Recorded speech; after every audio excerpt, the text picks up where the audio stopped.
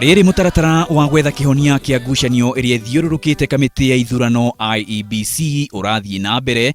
Mumbunge Moses Kuria riu oritie ngwataniro ya CORD itigirire miario iria igakorwo igitabanio ni kamiti ya mwanya igacirira ciegie gwetha kihonia kia IEBC na ti maundu mangi. So whatever needs to be done, let it be done. We are not stuck on any point. If they think IEBC should go, they are the ones who appointed IEBC. They just need to convince us. But there are some things that we are very clear on. One, we are not going to extend the election date beyond 7th of August. Two, we are not going to have any vacuum within IEBC, even for 1 second.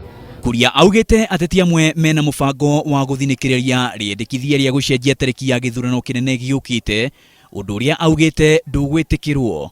So we hope there are no hidden agendas.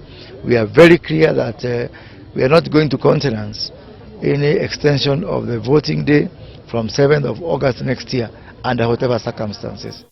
Kahinda-inĩ kau augite miario iyo yaagiriire gukorwo ya gwetha kihonia gia kamiti iyo, na miario iyo ndiagiriire kugarurwo ituike ya kuhura makamishna kiube. We are not going to accept mudslinging and throwing to the mud the IEBC commissioners or even staff. These are professionals who went to school, worked for so hard to build their careers where they have built it.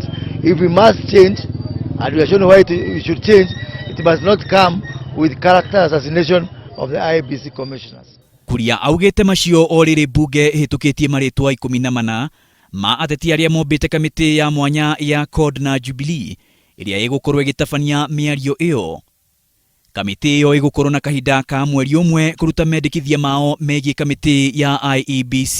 The 14 members we have chose, you are under obligation to forgo your constituency, to forgo your family at times, and to forgo your luxury and sit in long hours, day and night, to make sure you submit a report, you submit a bill within 30 days.